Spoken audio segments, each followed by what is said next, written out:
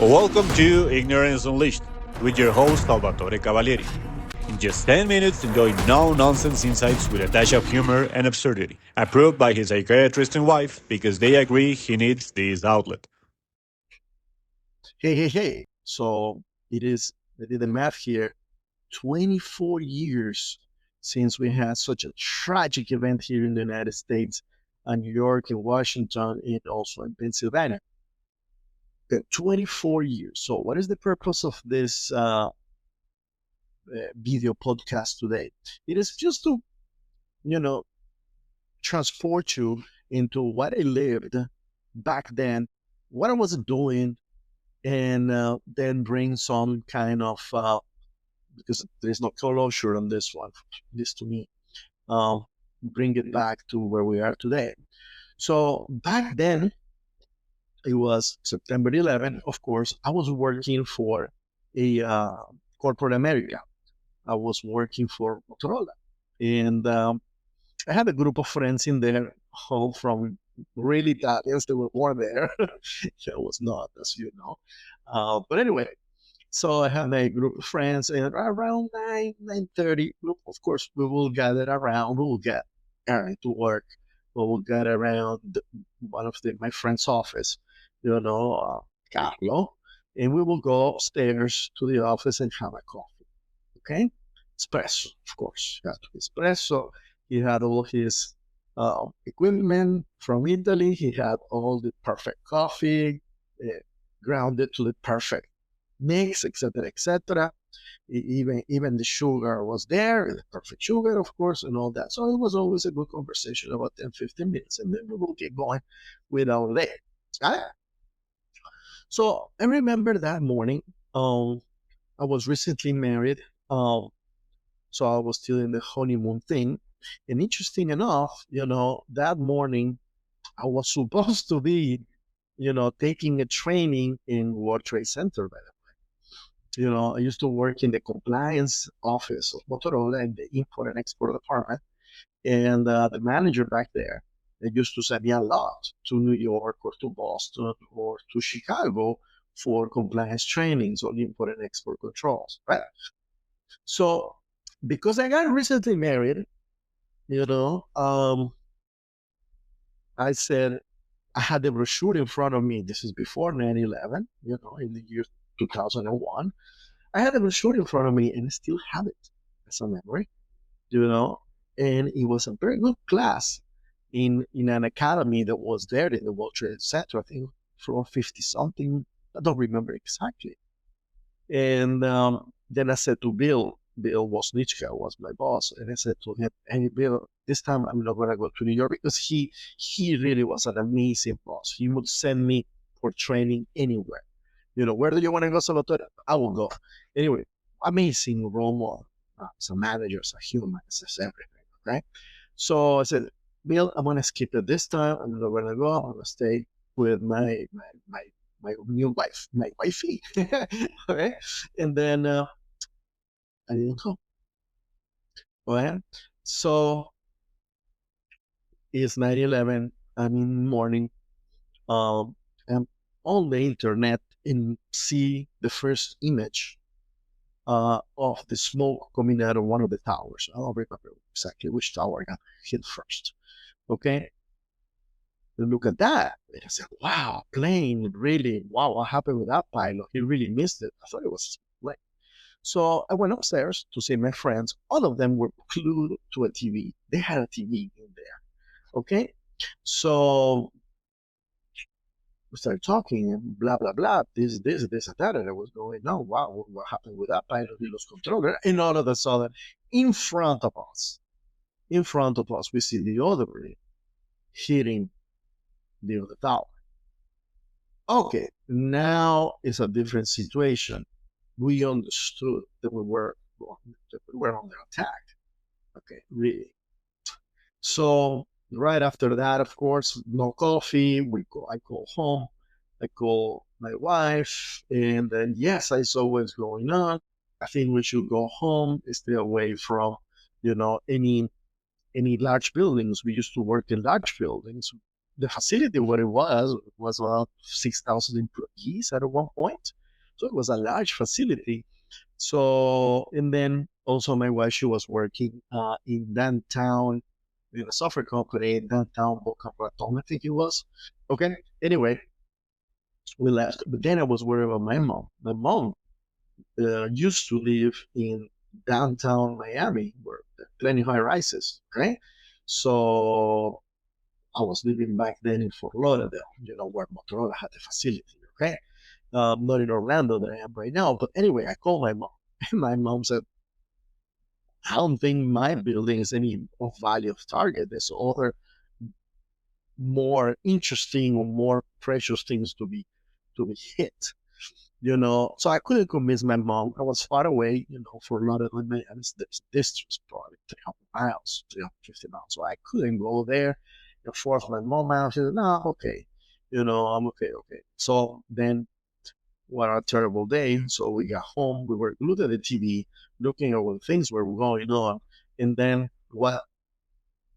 And then, of course, then the Pentagon got hit, and then the other plane, because some heroes in the plane fought the hijackers. And the plane came down somewhere in Pennsylvania. Okay, so it was terrible. It was terrible times because we don't know what was going to happen if more attacks were planned, etc., etc. So it was very eerie because, see, when you live in the United States, I think the United States is the country in the world with the most airports. The airspace of the United States was closed. Any plane coming into the United States could not enter, and they had to be diverted. So, I think the Canadians did a great, great, great help to the United States by allowing all these planes to land in Canada. Okay, and I don't know if Mexico also helped on that one, in that situation. But Canada helped the United States just to land hundreds of planes who could not turn around because they didn't have enough gas to get back to where they were. So they had to land in another location. So terrible times. I remember that night, space was closed. I looked up in the sky and I could not see a single plane. And in the United States, it's very common to see planes go by, besides the occasional UFO, which is a separate conversation that may be lurking around and nobody can explain what it is. Which read the news yesterday in Congress, they couldn't figure out what the hell was flying. They got shot. They got fired by a missile, an American missile, to this object, and the missile bounced off. Go figure. What the hell is that? That's another podcast. But anyway, going back to 9/11, oh, we didn't know what the hell was going to happen. My thoughts were, how am I going to protect my family? Do I have cash at hand? How can I escape the country if the bombing continues? Do I go by sea? Do I go by plane? It's impossible. Do I go by car? What do you do in a situation like that? So it was extremely stressful situation because you didn't know what was going to happen. Now, the interesting lesson about this, it is how the American culture in general has been so welcoming. Okay? So welcoming that bad elements around the world use the freedom of democracy in order to come here, if they come from abroad, or inside the country, because we had national terrorists too, causing great damage, like the building that was knocked down practically by a deranged man who had political views in, I think it was in the Midwest. A bunch of kids died because there was a kindergarten at the bottom of the building. I forgot the name of that. That was during the Clinton presidency. But anyway, so we have international nuts that come here, but we have our own grown nuts as well from both sides of the aisle, by the way. So what do you do with your family? What do you protect? Do I have gold bars? Do I have mini silver bars? And so you start thinking, well, should I hang on the ground? Where do they do? There's a lot of people that build their own bunkers on the ground. So I ask myself, for how long can you really be there? And by the time you come out, what kind of world is out there? Okay? So all those kind of questions. I remember for a week I didn't go to the office. And then of course, we find out that this guy, this Osama bin Laden, he had a big chip over his shoulder, etc., etc. He wanted to be the leader of the new Middle East, etc., etc., and all that. Very terrible miscalculation, but what he did, he attracted the United States over there, and then they got bombed, you know, all the way to the Dark Ages. But they were already in the Dark Ages, but they stayed in the Dark Ages. Okay, so that kind of ideology got imported. But now, going back to the welcoming, the democracy has to be defended. That's the point of this today. That these hijackers, they knew that getting an I-20, a visa, a student visa was relatively easy. And they all came here, they trained, they got paid by someone with money, apparently from Saudi Arabia. They used our system, to attack us. And now they were complaining because this government, it is putting filters and saying, hey, you want a visa? Well, you're here to study, not to incite violence. There have been cases in universities that incite violence, a lot of violence against the United States, or they're not studying really. They are just protesting. That's what they are. And a lot of the Ivy League schools are projecting this. That's why, rest in peace, Charlie Kirk used to go. Sadly, he passed away in a brutal way, unjustified brutal way. He traveled throughout the United States and also England, abroad, bringing the conservative point of view to all these liberal nuts that are out there, okay? Which think that making money is hateful. Wrong. So terrorists have used our system, brought them here, they study here, and then they crash all these planes into buildings and killing thousands of innocent people. Really. And what was that? And actually, these animals, what was the outcome of this? Really? Really? What was the outcome? They're not better over there. We're still here strong. The tower, well, not two towers, but one big tower was rebuilt, and all that. Big scare, scar in the heart. Okay? So what I'm trying to say, it is that people out there are people there with good feelings. With a bunch of people out there that come here to use the democratic system in order to bring their hate here. Okay? Their division here. They want to use the system for a purpose. Look how many, I'm surprised by the number of illegal immigrants that are being caught with a lot of criminal charges. It's insane that you're here illegally and you're committing crime. I just cannot understand that.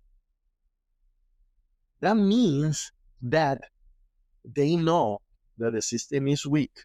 The police is being systematically disassembled. Now it's coming back again. There was a movement after the 2020 to defund the police and this and that, which is one of the weapons the left uses, so that people cannot defend themselves and they come as leaders the rest of the people.